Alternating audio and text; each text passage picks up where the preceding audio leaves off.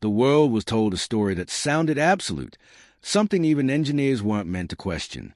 A machine so complex, so precisely built, so tightly controlled that only two places on Earth were considered worthy enough to touch it.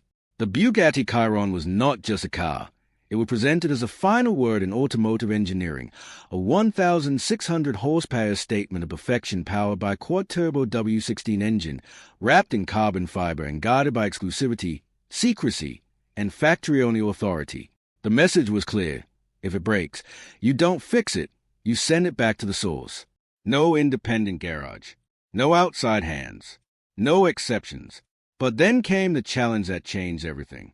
A wrecked Bugatti Chiron, stripped from its myth of invincibility, sitting damaged and silent, waiting for a truth the manufacturer never intended to be tested. And into that silence stepped Mat Armstrong, not with factory credentials, not with special tools, but with something far more dangerous to the narrative: curiosity, patience, and the willingness to question what was said to be impossible. What followed was not just a rebuild, but a methodical dismantling of a belief system built around exclusivity. Panel by panel, bolt by bolt, the Chiron began to reveal itself not as a locked mystery, but as engineered logic disguised as untouchable complexity. Hidden fasteners appeared where confidence had replaced inspection. Carbon fiber assemblies came apart not through force, but through understanding. Systems once described as factory-only separated cleanly when approached in sequence, not resistance but design guiding the process. Even the legendary structural connection, those 14 titanium bolts holding front or rear, stood not as an unbreakable barrier, but as a carefully engineered junction meant for precision assembly and, inevitably, disassembly. Electrical systems, cooling lines, and mechanical interfaces all told the same truth. This was not chaos hidden behind luxury, but structure hidden behind reputation. And as each layer fell away, the myth began to fracture, not through destruction, but through exposure. Because the reality was never that it couldn't be done, it was that it had been declared as something only a select few should be allowed to do. And when those barriers of permission were ignored, what remained was engineering, clean, logical, human-understandable engineering. The Chiron did not resist because it was impossible. It yielded because it was built to be assembled, and anything assembled can be disassembled. In the end, the machine did not defeat the man, nor did the man conquer the machine. Instead, something far more significant happened. The boundary between factory-only and independently possible was erased in real time. And as the final components came apart and the structure stood exposed, the statement that once echoed from corporate certainty no longer held weight. Because what was once called impossible had been done, not in a billion-dollar facility, but in a standard workshop, with standard tools, and a mindset that refused to accept limits without proof. The story begins with claims so absolute that it was never meant to be challenged. A statement delivered with the authority of one of the most respected names in automotive history, Bugatti, a manufacturer whose identity is built on precision, rarity, and engineering dominance. According to them, the Bugatti Chiron was not just another hypercar. It was a sealed system of performance, a machine so advanced that only two facilities in the world were officially capable of separating its core structure, diagnosing its deepest systems, and performing meaningful repairs. Everything about it was designed to reinforce that belief. The quad-turbo W16 engine producing 1,600 horsepower, the carbon fiber monocoque engineered to microscopic tolerances, and the tightly controlled service network that kept every bolt, every panel, every system under manufacturer authority. The message was not subtle, it was intentional. This was a car that belonged to Bugatti, even after it left the factory, but then reality intervened in the form of damage. A wrecked Chiron, stripped of its perfection, no longer a showroom icon but a broken machine sitting in silence, waiting for someone willing to question the boundary between allowed and possible. And into that space stepped Mat Armstrong, not as a factory engineer, not as an officially trained technician, but as something far more unpredictable to a controlled system, an independent builder with experience in turning catastrophic wrecks into working machines. What made this moment powerful wasn't just the car itself, but a collision of two worlds, one built on restriction, and one built on experimentation at first glance. The Chiron seemed to justify everything Bugatti had claimed. Panels sat layered like a puzzle designed to discourage entry. Fasteners were hidden deep within carbon fiber structures. Electrical systems were interwoven with hydraulic and cooling networks in a way that suggested complexity far beyond normal repair. It looked like a machine that required permission to understand. But as the first bolt began to turn, something unexpected started to emerge.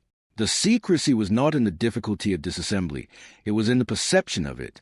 What was presented as factory-only began to reveal itself as structured engineering, not mystical design panel by panel.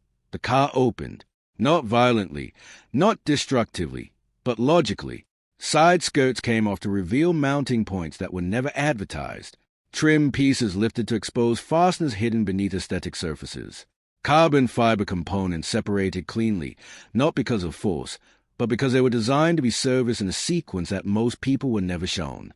Every removed section didn't increase confusion, it reduced it. The illusion of impossibility began to weaken with every exposed bolt. Then came the structural heart of the myth, the connection between the front monocoque and rear subframe. From the outside, it had always been described as something almost sacred in its complexity. But in reality, it was held together by 14 titanium bolts.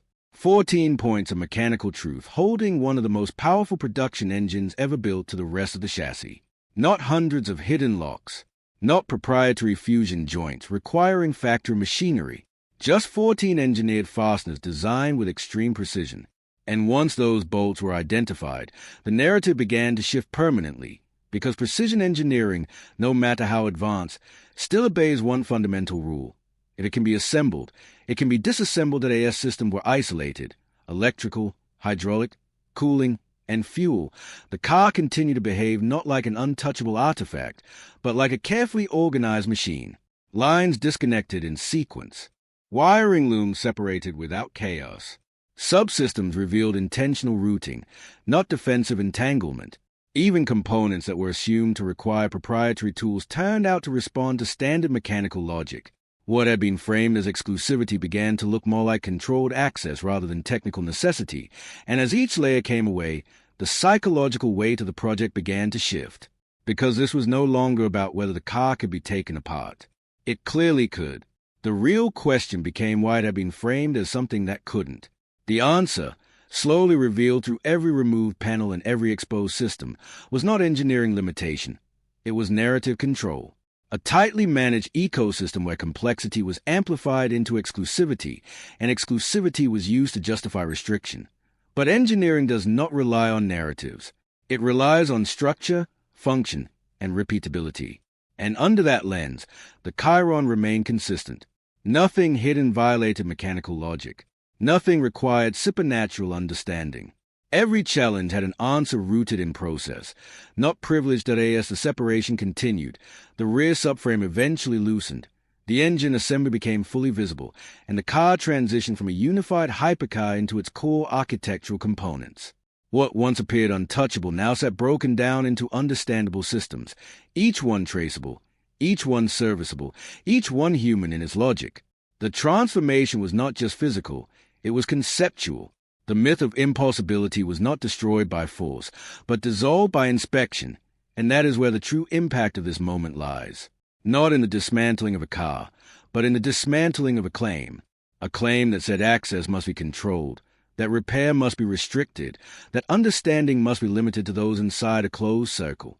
Because what this rebuild exposed is simple but powerful. Control over service is not the same as superiority in engineering. The Bugatti Chiron remains one of the greatest automotive achievements ever built. Its performance, its materials, its design philosophy, all of it deserve respect. But respect is not the same as restriction. And what once was described as impossible has now been demonstrated as achievable with patience, logic, and mechanical understanding that in the end, nothing magical was broken. No secret system was unlocked. No forbidden knowledge was required. Only the willingness to begin. And that is what changes everything. Because once something impossible has been done in a standard workshop, with standard tools, by people outside the system, it can no longer be called impossible at all.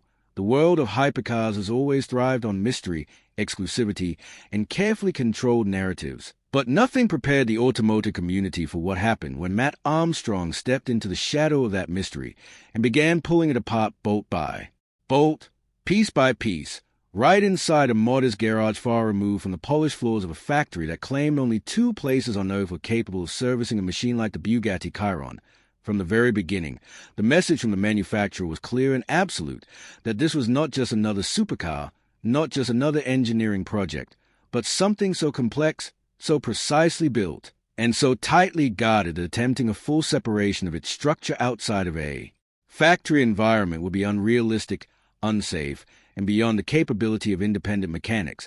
Yet standing in stark contrast to that claim was Mat Armstrong, a man who built his reputation not on corporate approval but on determination, curiosity, and a relentless refusal to accept that anything mechanical could be truly untouchable, and alongside him stood his father Tony and a small camera crew.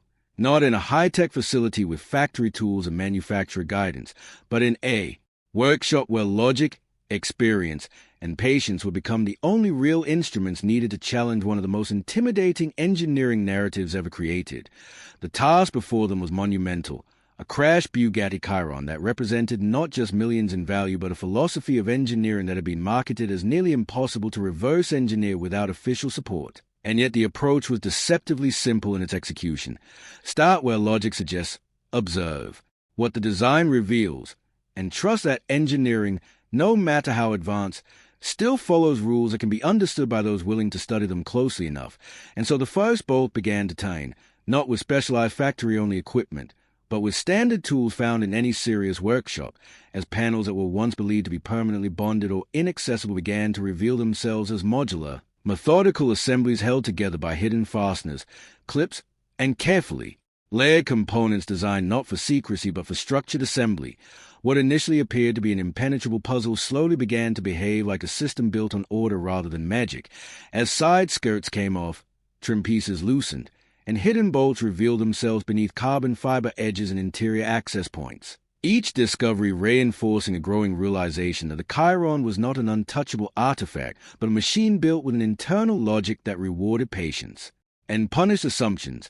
And as more components were removed, a pattern emerged that began to dismantle the myth from within, showing that even the most advanced hypercar in the world still relies on fundamental engineering principles: bolts, brackets, mounting points, electrical connectors, and modular subassemblies that must, by necessity, be serviceable in some form, because no machine of such complexity could ever function if it were truly impossible to disassemble.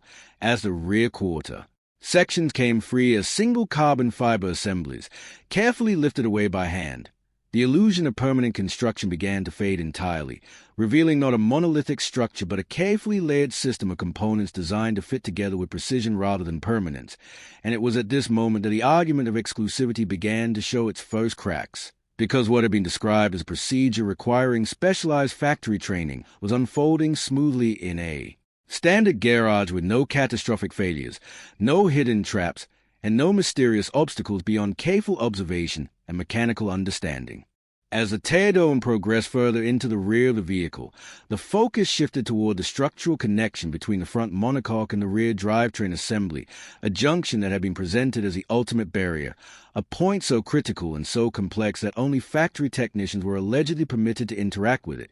Yet what was discovered was astonishing in its simplicity: a set of precisely engineered titanium bolts, 14 in total, forming the entire structural bridge between a 1,600 horsepower engine and the passenger cell, a design that, while undeniably advanced in material and execution, was still fundamentally governed by basic mechanical principles that could be understood, accessed, and eventually removed one by one with standard tools. Each bolt that came loose represented not just a physical separation of components, but a symbolic dismantling of a narrative, as layers of carbon fiber, air ducts, wiring harnesses, and cooling systems were methodically disconnected in an order that, far from being chaotic or incomprehensible, revealed itself to be intentionally structured, almost as if the vehicle had been designed with serviceability in mind all along, contradicting the idea that it was ever truly beyond the reach of skilled independent engineers. Even the complexity of modern systems, fuel lines, hydraulic connections, electrical modules, began to behave predictably under careful handling, disconnecting cleanly, routing logically, and exposing a level of organization that suggested not obstruction but efficiency, as though the car itself was built to be understood by anyone willing to respect its design rather than fear its reputation. And as more of the rear subframe detached and the engine assembly became fully exposed, the reality of the situation became impossible to ignore, because what had been framed as an impossible undertaking had transformed into a controlled, systematic disassembly guided, not by factory secrecy but by engineering transparency, revealing that the Chiron, despite its extraordinary performance capabilities and astronomical price tag, was still ultimately a machine constructed by human hands following definable rules. At every stage, the narrative of impossibility continued to dissolve, replaced by evidence, observation, and practical execution.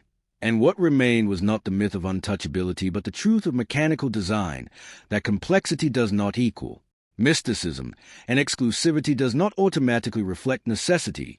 Instead, what emerged was a far more uncomfortable conclusion for those who had insisted on restricting access, that control over parts, servers, networks, and technical documentation does not mean that independent capability does not exist, only that it has been deliberately restricted. And as Mat Armstrong and his team continued their work without factory guidance, they demonstrated that patience, reasoning, and standard tools could achieve what had been publicly dismissed as unachievable outside sanctioned environments.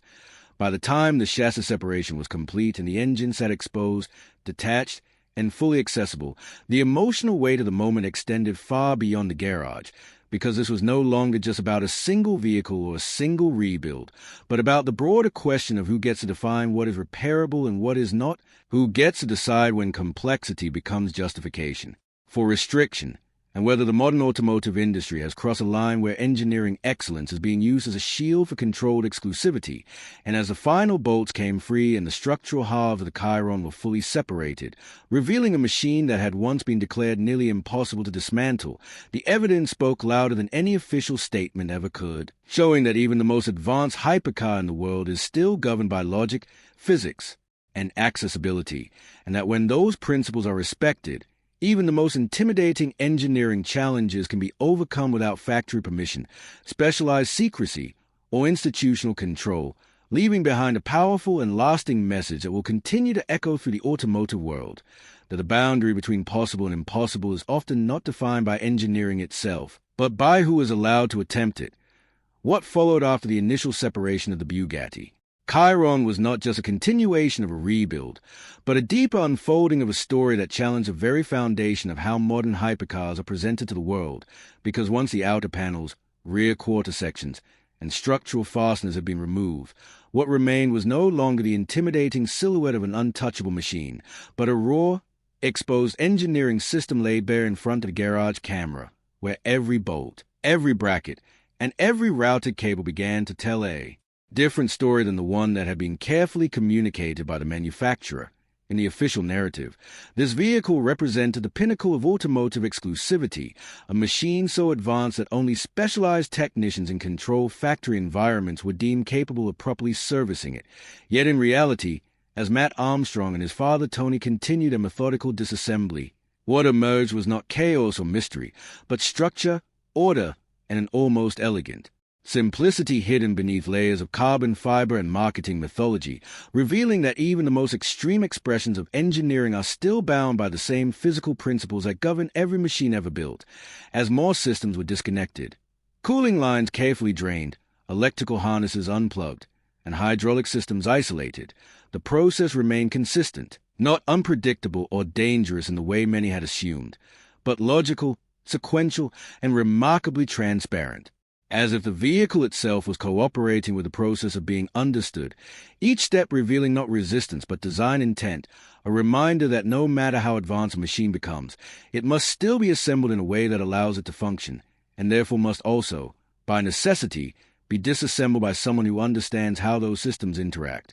And as a team moved closer to the heart of the vehicle, where the drivetrain and monocoque meet, the moment that had been described, as the ultimate barrier began to take shape in reality, not as an impenetrable wall, but as a structured junction held together by precisely engineered titanium bolts, 14 in total, each one representing not secrecy, but specification, not mystery, but manufacturing discipline, and as each bolt was located, accessed, and carefully removed, the sense of impossibility that had surrounded the project continued to erode, replaced by the undeniable truth that engineering, no matter how sophisticated, is still fundamentally reversible when approached. With patience and understanding, this was a point where perception and reality began to diverge most sharply, because what had been sold to the public as a process requiring exclusive factory authority was unfolding in a standard workshop using conventional tools, guided not by proprietary systems or hidden knowledge, but by observation, reasoning, and experience gained from years of working on high-performance vehicles. And with every component that came free, the airboxes, the carbon fiber, structural pieces, the integrated rear assemblies, the myth of untouchability weakened further, as it became increasingly clear that the Chiron was not designed to prevent disassembly, but to ensure precision in how it was assembled and serviced, a distinction that completely reframed the argument of exclusivity. Even the most complex subsystems, including electrical networks and cooling channels, reveal themselves to be organized rather than chaotic, routed with intention, grouped for efficiency, and designed to be separated in logical stages, contradicting the idea that they were ever meant to be permanently locked behind factory-only knowledge, and instead suggesting a level of engineering discipline that prioritizes order over obstruction. And as the rear subframe finally began to loosen and shift under the removal of its structural fasteners, the emotional weight of the moment grew heavier, because this was no longer just a mechanical process, but a direct confrontation with a narrative that had shaped public perception of what is and is not possible outside manufacturing.